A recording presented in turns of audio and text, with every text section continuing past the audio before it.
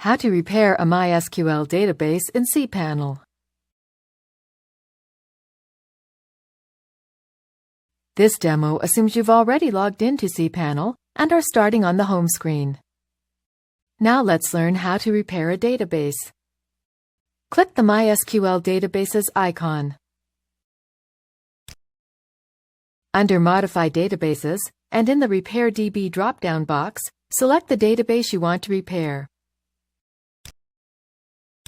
Then click Repair DB. That's it! The database has been repaired. This is the end of the tutorial. You now know how to repair a database in cPanel.